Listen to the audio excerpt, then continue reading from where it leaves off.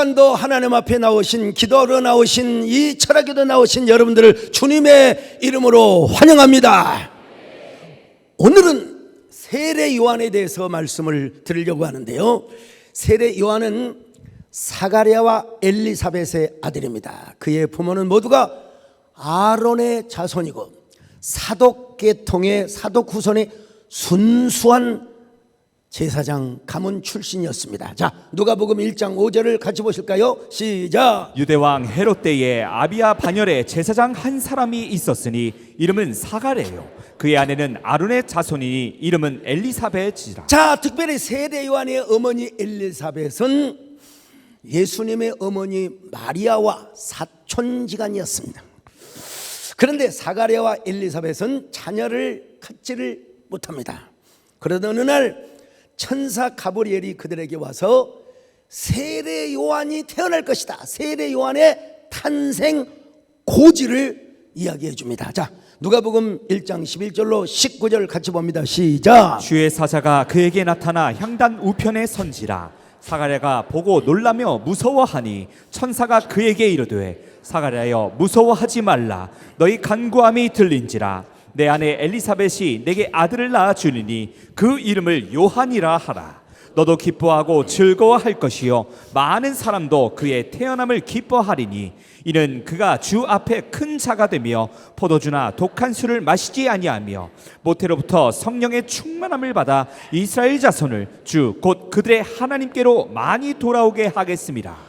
그가 또 엘리야의 심령과 능력으로 주 앞에 먼저 와서 아버지의 마음을 자식에게 거스르는 자를 의인의 슬기에 돌아오게 하고 주를 위하여 세운 백성을 준비하리라. 사가랴가 천사에게 이르되 내가 이것을 어떻게 알리요? 내가 늙고 아내도 나이가 많으니이다. 천사가 대답하여 이르되 나는 하나님 앞에 서 있는 가브리엘이라. 이 좋은 소식을 전하여 내게 말하라고 보내심을 받았노라. 여러분, 하나님의 은혜는 나이를 초월합니다. 사가랴도 엘리사벳도 이미 여러분 생리가 끊어졌어요. 나올 수 없는 위치에 있었습니다. 그럼에도 불구하고 하나님은 하나님의 능력으로 할 수 있느니라. 그러면서 그 아이의 이름까지 지어줬습니다. 예. 그 이름까지 지어줬는데도 불구하고 사가랴가 어디서 하나님의 성전에서 이러한 계시를 받았는데도 불구하고 하나님의 말씀 가브리엘의 이 탄생 고지를 의심하였어요. 예, 누가복음 1장 20절 같이 봅니다. 시작. 보라, 이 일이 되는 날까지 내가 말 못하는 자가 되어 능히 말을 못하리니 이는 내가 내 말을 믿지 아니함이거니와 때가 이르면 내 말이 이루어지리라 하더라. 여러분, 하나님은 사가랴가 의심을 하니까 벙어리 농아인이 되게 하나님이 만들어 버렸어요. 예, 네가 나의 말을 믿어야지 왜 의심을 하느냐? 의심을 하는 대가가 뭐냐? 의사소통이 안 되는 거예요. 말을 하고 싶었는데 꿀먹은 벙어리가 되는 거라 이 말입니다, 여러분. 자, 그래서 이 사가랴는 하나님의 성전에서 나오는데 감격은 정말일까? 꿈일까? 생시일까? 정말 하나님이 이루어주실까? 근데 말이 안 되는 거예요. 감격은 넘치는데 여러분 너무나 긴장을 해가지고 여러분 어떤 사건을 앞두고 너무나 긴장을 하니까 온 사지백체가 거의 움직이지 않는 경우도 있을 수가 있어요. 예, 우리 여자분들은 아니지만 남자분들은 너무 긴장을 하면 소변이 그대로 멈춰라 할 때가 있다니까요. 예. 여러분, 지금 이 사람은 의심하는 대가이기도 하지만 너무나 긴장을 해서 말을 못하는 거예요. 예. 자, 22절 다시 봅니다. 시작. 그가 나와서 그들에게 말을 못하니 백성들이 그가 성전 안에서 환상을 본 줄 알았더라. 그가 몸짓으로 뜻을 표시하며 그냥 말 못하는 대로 있더니 말을 못하니까 무슨 말이냐? 우리 마누라가 애를 뵈는데 세례요한이 된다. 근데 말을 못하니까 하는 거예요.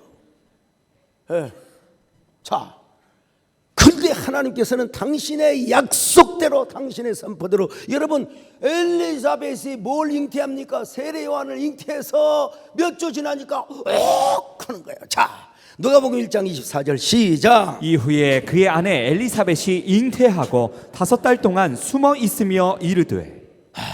너무나 신비로워요. 너무나 신비로워. 아니, 나 같은 꼬부랑 할망구가 어떻게 아이를 가질 수 있단 말인가? 부끄럽기도 하고, 여러분 너무나 신비스럽기도 해서 5달 동안 숨어 있었어요. 근데 6개월쯤 돼서 예수님의 어머니인 마리아도 예수님을 잉태합니다.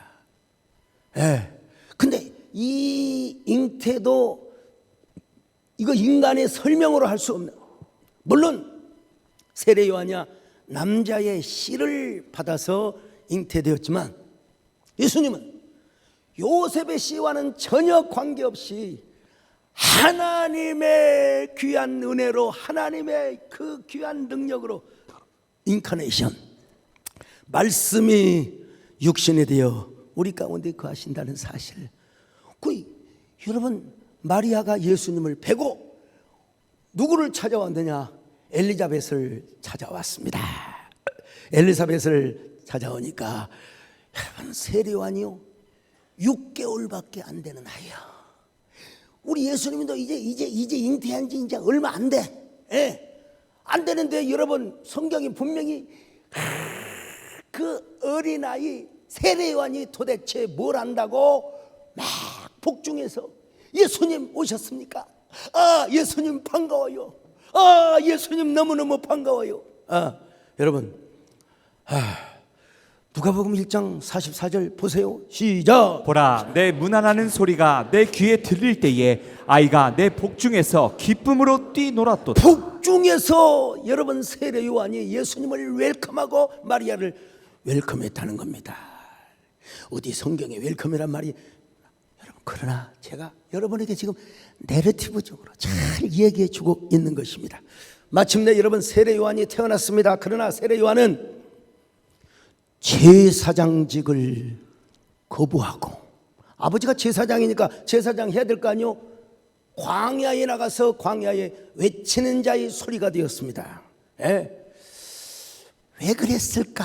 그 시대 배경을 보면 당시에는 여러분 제사장들이 너무나 부패를 했어요.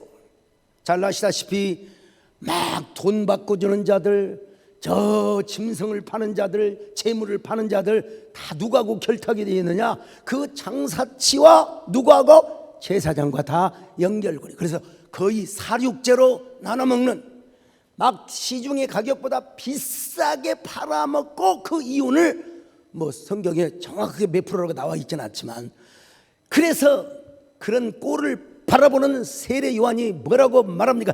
에라 이 도둑놈들아. 우리 유장로님 꼴 안 들어가면 에레이 도둑놈들아, 니들끼리 잘 처먹고 잘 살아라.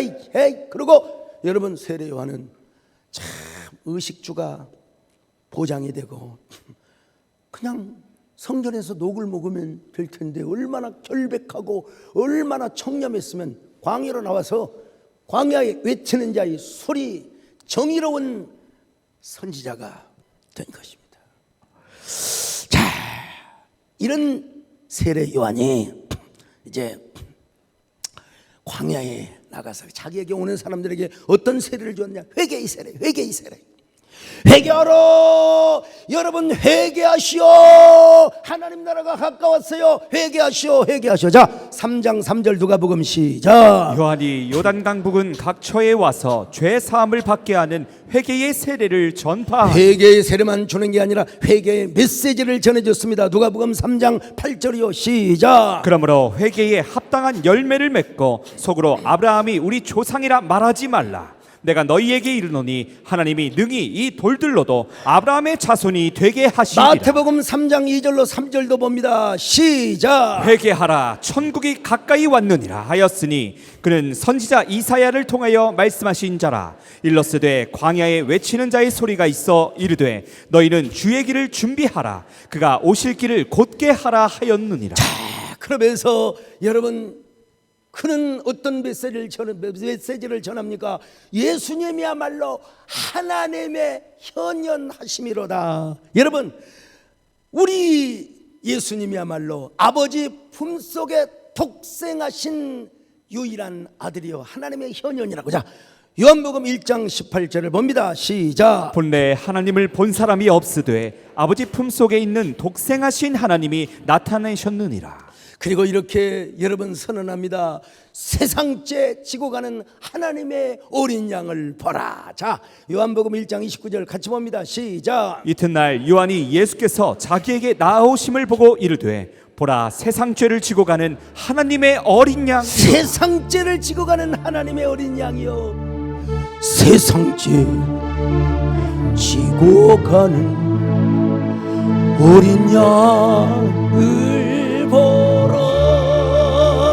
세상죄 지고 가는 어린 양을 보라. 어린 양을 보시오. 저 어린 양은 6월절에 잡혀 우리를 위하여 죽으실 예수 그리스도 메시아란 말입니다, 여러분. 그러면서 예수님을 소개합니다. 그러자 여러분, 막 사람들이 자기 제자들까지도 예수님께 떼거리로 몰려갑니다. 그러면 어때요? 사람은 질투가 나고 은근하게 또 배가 아플 수 있어요. 그렇지만 그는 뭐라고 말합니까? 그는 흥해야 하고 나는 망해야 하리라. 자, 요한복음 3장 30절 봅니다. 시작. 그는 흥하여야 하겠고 나는 쇠하여야 하리라 하니라. 여러분, 뭐 옛날에는 망하여라는 그런 번역본도 있었고 했는데 어쨌든 우리 하나님이 흥하게 하여 주옵시고, 물론 우리도 잘 되면 좋지만 세례 요한이 얼마나 겸손과 정직성. 그는 흥하여야 하겠고 나는 쇠하여야 하리라. 참, 자, 이렇게 세례 요한이 훌륭해, 멋있어요. 근데 이런 세례 요한도 우리 인간의 그 연약함을 지금 또 제가 이렇게 정의롭고 청렴하고 청백리했던 세례 요한도 잠시 시험이 들었어요. 잠시 시험이 들었습니다. 그가 마치 바람에 흔들리는 갈대 같은 모습을 보여줬단 말입니다. 때는 헤롯 안티바스가 이스라엘을 서북쪽을 다스리고 있었던 때였습니다. 이 왕이 말이요, 이 왕이 뭐라고 그러냐, 자신의 아내를 버리고 동생 빌립의 아내 헤로디아를 아내로 취하서 제수씨를 자기 마누라로 딱 그냥 뺏었어요. 자, 세례 요한이 어떤 사람입니까? 정의의 사도죠. 정의의 사도니까 세상의 여보시오들, 이스라엘의 서북쪽을 다스리는 왕이 되어가지고 말이야, 자기의 동생의 아내를 취하여 어떻게 자신의 아내로 만들 수 있단 말이요. 이건 짐승이 아니고서야 어떻게 이런 행동을 해낼 수 있단 말입니까? 자, 마태복음 14장 3절로 4절 읽습니다. 시작. 전에 헤롯이 그 동생 빌립의 아내 헤로디아의 일로 요한을 잡아 결박하여 옥에 가두었으니 이는 요한이 헤롯에게 말하되 당신이 그 여자를 차지한 것이 옳지 않다 하였습니다. 세례 요한이 적당히 눈치 보다가 그냥 지나갔으면 모르는데 그런 말을 외침으로써 헤롯 안티바스의 심기를 건드려서 감옥에 갇혀버렸어요. 자, 감옥에 갇혔다. 그러면 세례 요한은 여기서부터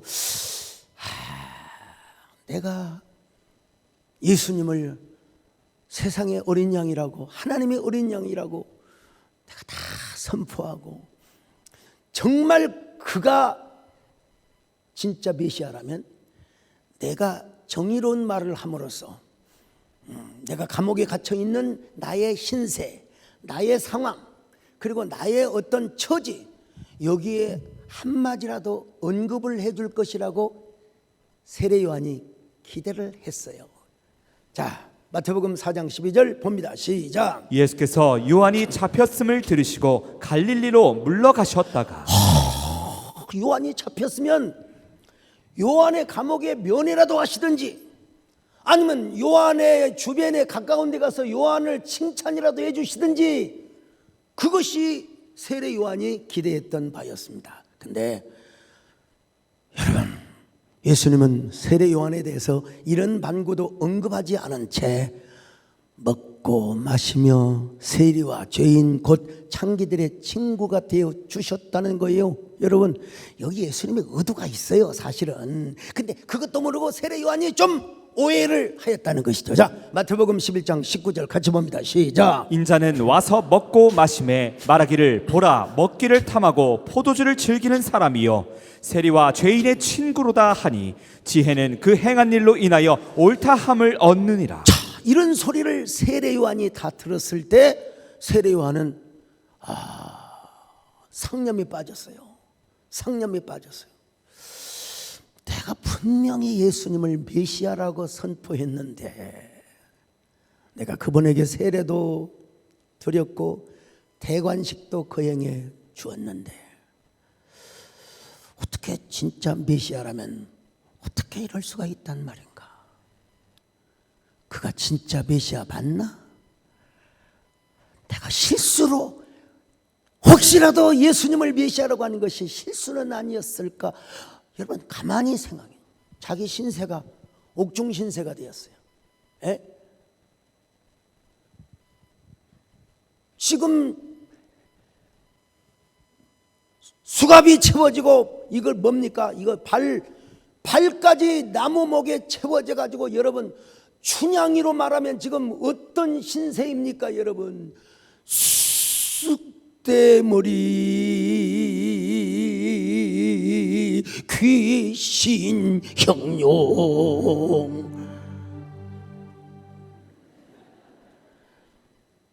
지금 세례 요한이 이런 상황이라 이 말입니다. 이런 상황이야, 참. 그래서 세례 요한이 어느 날 자기 제자들을 예수님께 보냈어요. 그리고 이런 질문을 합니다. 쉽게 말하면 당신 진짜 메시아 맞아? 정말 메시아 맞아요? 자, 마태복음 11장 2절로 3절 같이 봅니다. 시작. 요한이 옥에서 그리스도께서 하신 일을 듣고 제자들을 보내어 예수께 여짜오되 오실 그이가 당신이오니이까 우리가 다른 일을 기다리오리이까. 세례 요한이 왜 그랬을까요? 둘 중에 하나지.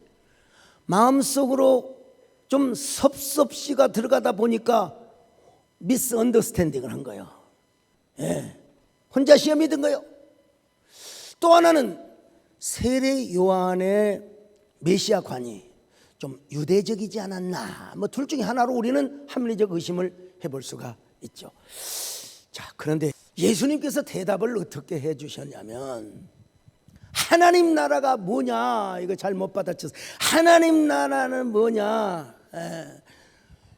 죄인이 회개하고, 그리고 병자가 고침을 받고, 그리고 안진뱅이들이 일어나며, 그리고 놀라운 치유의 역사가 일어난다. 가서 그 말을 세례 요한에게 전하라. 자, 같이 읽습니다. 시작. 예수께서 대답하여 이르시되 너희가 가서 듣고 보는 것을 요한에게 알리되 맹인이 보며 못 걷는 사람이 걸으며 나병한 자가 깨끗함을 받으며 못 듣는 자가 들으며 죽은 자가 살아나며 가난한 자에게 복음이 전파된다 하라. 자, 예수님께서는요 세례 요한을 향하여 막 뭐라고, 이런 무식한 사람 같으니라고 그렇게 말하지 않아요. 그냥 하나님 나라는, 인자는 죄인들의 친구가 되고 나병 환자를 고쳐주고, 그리고 말 못하는 사람들이 치유받는 이런 기적을 행하고 있다고 가서 전해줘라.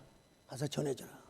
예. 그러니까 세례 요한의 자존심을 깨뜨리지도 않으면서 세례 요한에게 하나님 나라가 무엇인가, 나는 메시아로서 지금 어떤 이야기를, 어떤 사역을 하고 있는가를 딱 넌지시 가르쳐 주는 것이죠. 근데 어떤 사람들은요, 절대로 세례 요한이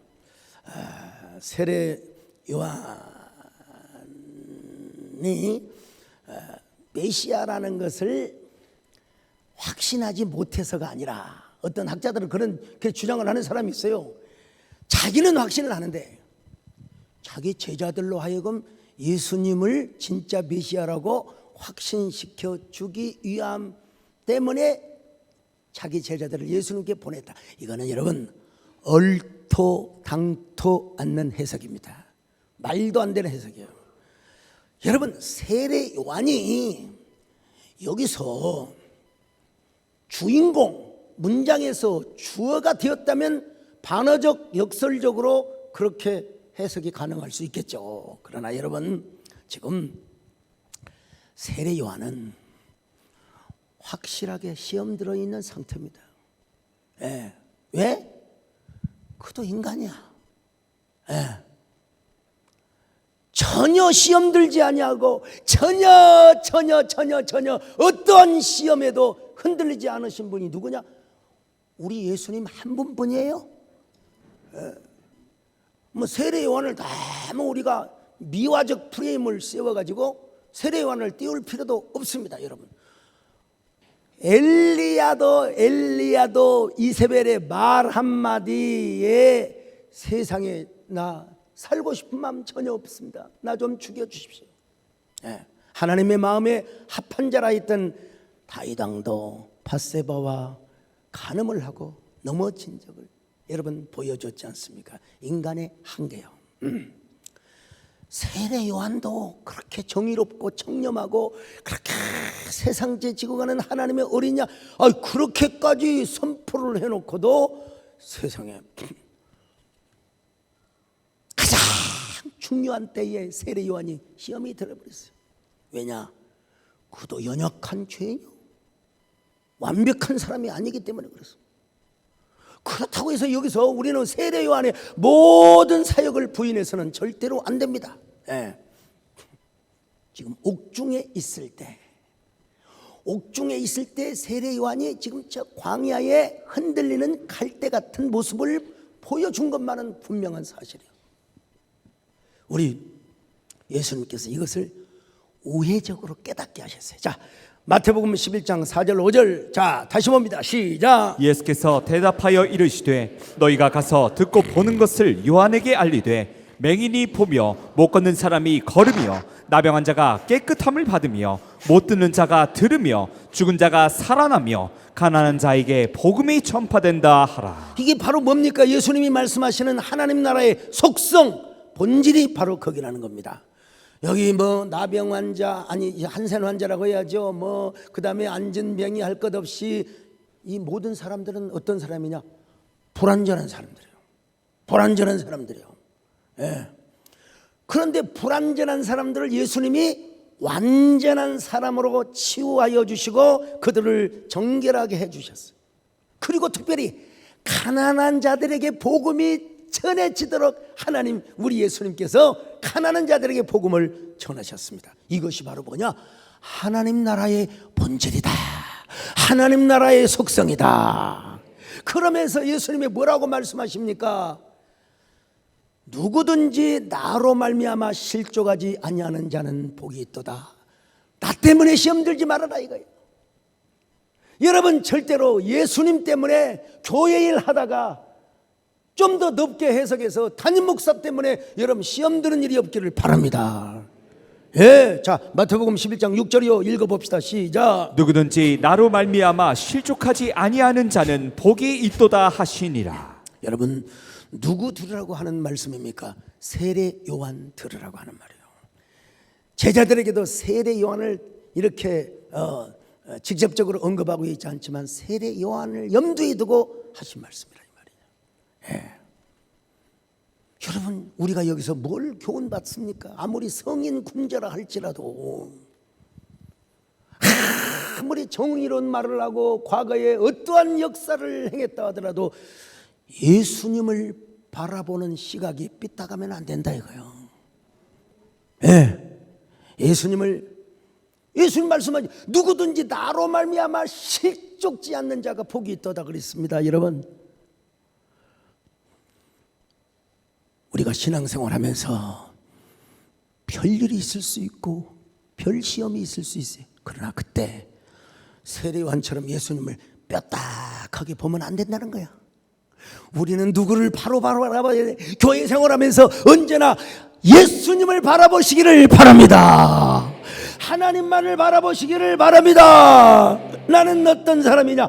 어이구, 내 공로와 내 공명심과 나의 자만심, 내가 이렇게 교회를 향하여 헌신했는데, 그러면 예수님 뼈다가게, 교회를 뼈다가게 볼 수가 있어요. 그러나 여러분, 언제나 우리는 주님과 나와의 시선의 초점, 주님을 바라보시는 시각이 언제나 똑바르시기를 주의 이름으로 축원합니다. 아멘.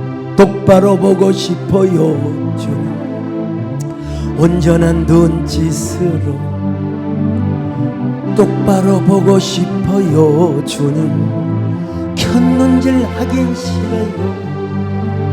하지만 내 모습은 온전치 않아 세상이 보는 눈은 마치 날 죄인처럼 멀리하며 외면을 하네요. 주님, 이 nak은 자를 통하여 어디에 쓰신다고 이렇게 초라한 모습으로 만들어 놓으셨나요? 당신께 드릴 것은 사모하는 이만 이 생명도 달라시며 십자가에 놓겠으니 허울뿐인 육신 속에 참빛을 쉽게 하시고 가시꾼 세상 속에 미랄로 죽게. 요한의 제자들이 돌아간 후에 예수님이 무리들에게 세례 요한에 대해서 이렇게 말씀합니다. 마태복음 11장 7절입니다. 시작. 그들이 떠나매 예수께서 무리에게 요한에 대하여 말씀하시되, 분명히 보세요. 다른 사람에 대해서 말 안 하지 않았어요. 요한에 대해서 말씀한 겁니다. 계속 읽으세요. 시작. 너희가 무엇을 보려고 광야에 나갔더냐? 바람에 흔들리는 갈대냐? 자, 여러분, 너희가 누구를 보려고 광야에 나갔더냐? 여기서 우리가 글을 쓰고 시를 쓰는 사람들은, 작가들은요 금방 눈에 들어와요. 너희가 무엇을 보려고 광야에 나갔더냐? 바람에 흔들리는 갈대냐? 이 갈대가 그냥 직선적 언어일까요? 당연히 은유적인 표현이죠. 당연히. 자, 지금도 요단강가를 가면은 바람에 흔들리는 갈대가 지금도 있습니다. 세례터 중간에 쭉 부분에 보면요. 그 다음에 또 8절에도 이런 얘기를 하고 있습니다. 자, 11장 8절입니다. 시작. 그러면 너희가 무엇을 보려고 나갔더냐? 부드러운 옷 입은 사람이냐? 부드러운 옷을 입은 사람들은 왕궁에 있느니라. 여기 갈대에 대비해서 부드러운 옷을 입은 사람들을 대칭적으로 이야기하고 있습니다. 여기 부드러운 옷을 입은, 즉 양털을 입은 사람들은 어디에 있느냐? 왕궁에 있다는 거예요. 왕궁에. 왕궁에 있는 사람들을 광야에, 왜 그 사람들을 광야로 가서 보러 가는 겁니까? 여러분, 여기에 암시성이 많이 있죠. 여기서 바람에 흔들리는 갈대란 식물학적인 갈대 자체를 의미하는 게 아닙니다. 왔다리 갔다리 하는, 소위 말하면 줏대 없는 사람들을 지칭하는 은유적 표현을 말합니다. 성경신학자 크레이크 키너에 의하면 마태복음의 초기 독자들은 바리새인들이 추구하는 신앙의 계승자들이었지만 나중에는 그리스도를 믿고 기독교인이 되었는데도 불구하고 율법과 복음, 그리스도와 바리새인의 가르침을 왔다리 갔다리 했던 신자들이 있었다고 합니다. 근데 저는 예수님이 하신 이 문맥을 정확하게 독해를 하면은 감옥 안에 예수님의 메시아관이 조금 잘못되었던 오해를 하였던 간에 자기 제자들을 보내어서 당신이 진짜 메시아 맞습니까? 라고 회의와 의심을 품었던 세례 요한도 이 부류에 잠시 동안 들어갔다는 사실이에요. 그래서 여러분, 세례 요한 그 위대하고 그런 엄청난 회개의 세례를 주고 엄청나게 세상죄를 주고 하나님의 어린 양이라고 선포했던 그 자신도 한순간에 여러분 바람에 흔들리는 갈대가 될 뻔했다는 이야기입니다. 제가 이 본문을 원어로 다 봤어요.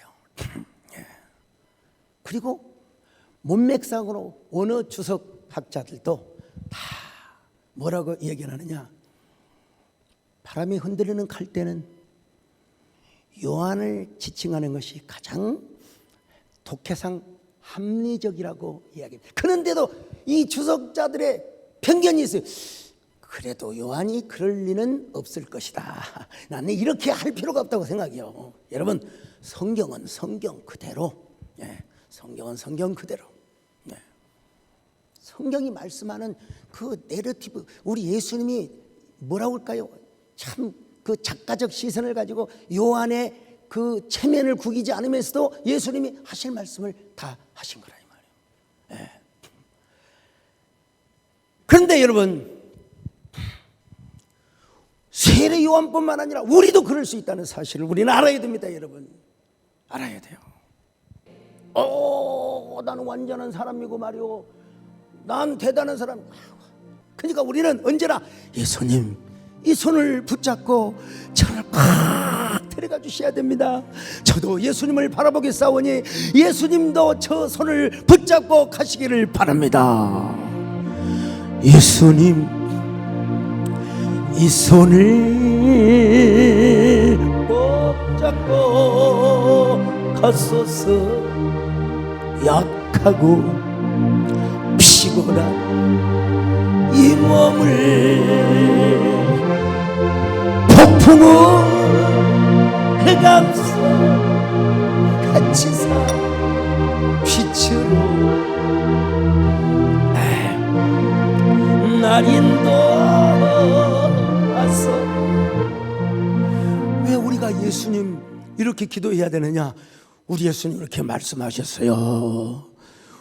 우리 예수님은 상한 갈대를 꺾지 아니하시며 꺼져가는 심지를 끄지 않으시는 분이시라고자 마태복음 12장 20절을 같이 봅니다. 시작. 상한 갈대를 꺾지 아니하며 꺼져가는 심지를 끄지 아니하기를 심판하여 이길 때까지 하시리니. 근데 여러분요, 예수님이 이렇게 딱 가다가 또 새로운 반전을 시도하십니다. 이게 아주 내러티브의 기가 막힌 그 기법이라고 할 수 있을까요? 상한 갈대 같은 세례 요한을 또 위로하시고 또 칭찬도 하세요. 예수님이 이런 분이에요. 자, 마태복음 11장 9절로 10절 같이 봅니다. 시작. 그러면 너희가 어찌하여 나갔더냐? 선지자를 보기 위함이었더냐? 옳다, 내가 너희에게 이르노니 선지자보다 더 나은 자니라. 기록된 바 보라, 내가 내 사자를 내 앞에 보내노니 그가 너의 길을 내 앞에 준비하리라 하신 것이 이 사람에 대한 말씀이니라. 예수님의 이 내러티브적 수사학적 기법을 한번 보세요. 처음에는 야, 바람에 흔들리는 갈대를 보러 갔더냐? 그랬더니 이번에는 뭐라고 합니까? 그래, 선지자를 보러 갔더냐? 또 예수님이 이렇게 딱 그냥 반전을 시도하십니다. 맞아. 구약의 모든 선지자보다 위대한 선지자가 누구냐? 세례 요한이래. 그 예수님의요 내러티브의 방식을 잘 우리가 따라와야 예수님의 의중을 알 수가 있는 것입니다. 바로 이 사람은 이사야가 예언했던 사람으로서 지금 광야에 애치는 자의 소리가 되었다는 것입니다.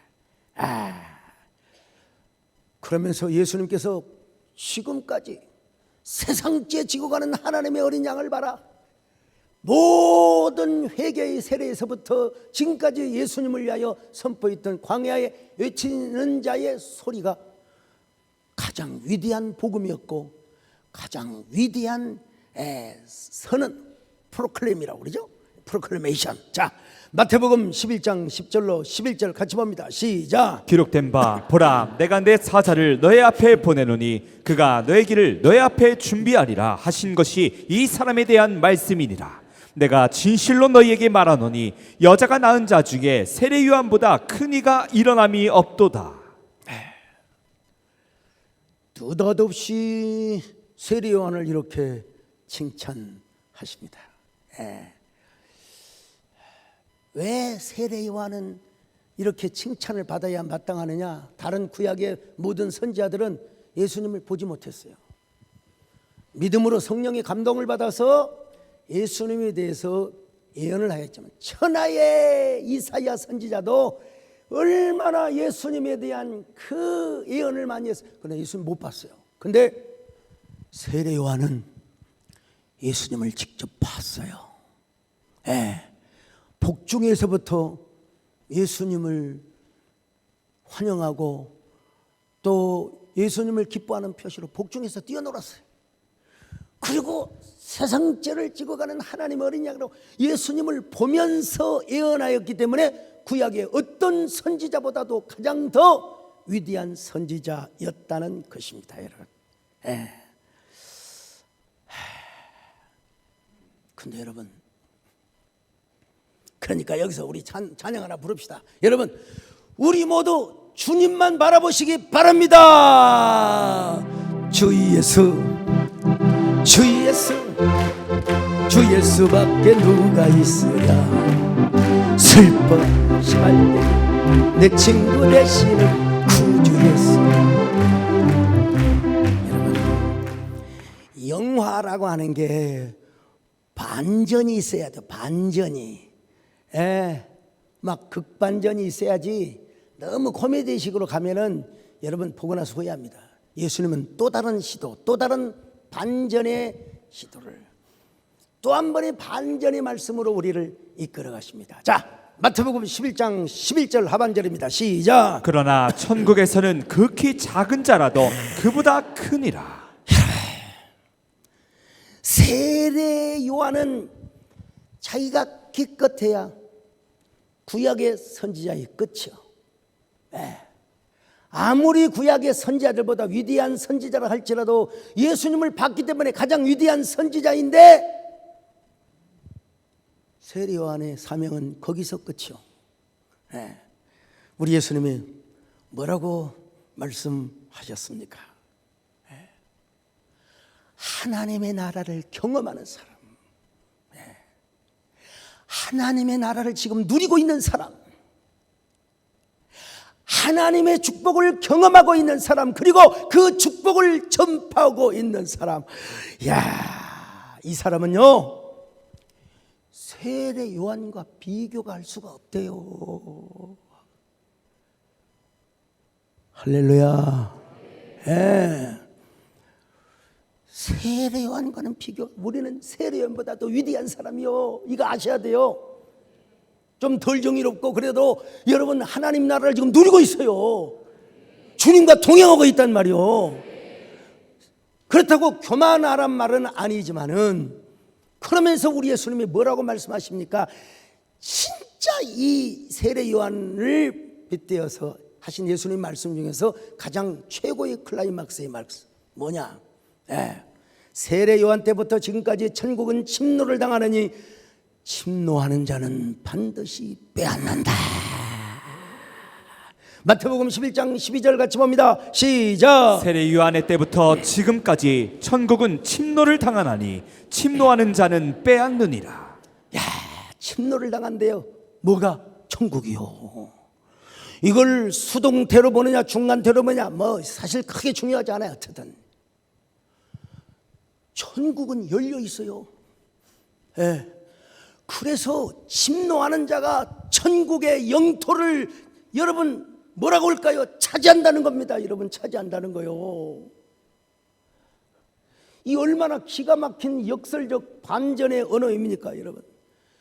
용기 있는 자들에 의해서 천국의 문이 열려진다 이거예요. 여러분 용기 있는 자들이 되시길 바랍니다. 근데 이 용기 있는 자는 누구냐?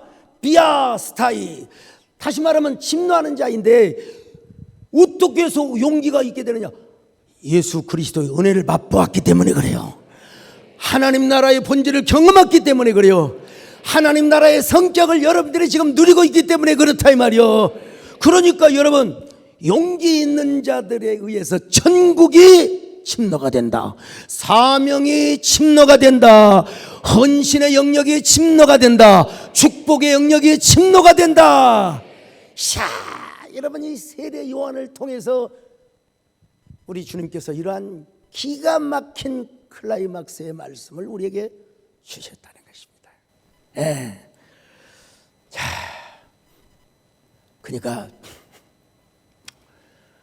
천국을 경험한 사람이 되어가지고 세례요한처럼 하나님이 살아계신다면 왜 이런 일이 일어날까? 하나님은 진짜 살아계시는 분일까? 왜 하나님은 이런 일을 나에게 주신단 말인가?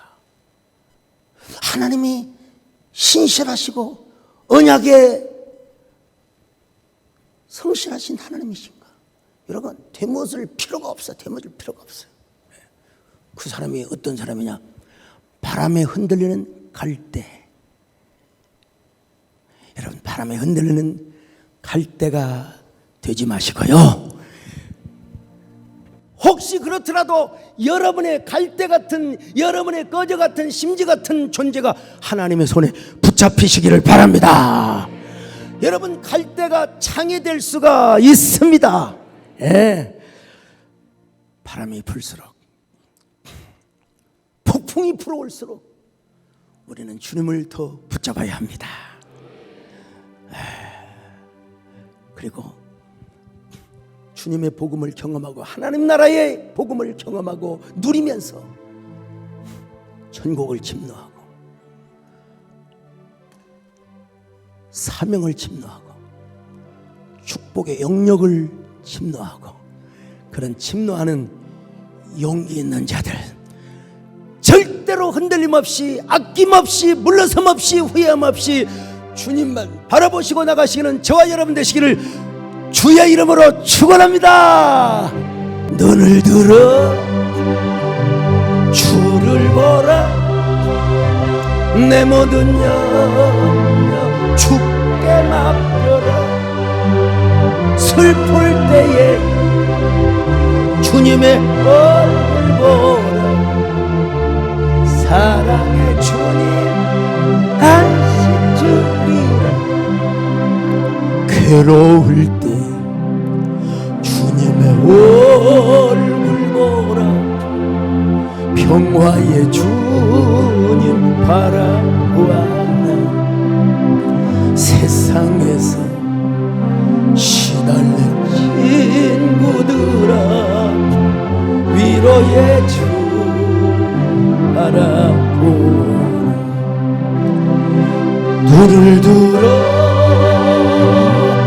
주를 보아,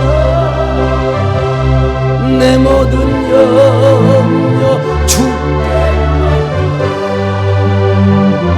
슬플 때에 주님의 얼굴 보라. 사랑의 주 안식 주리.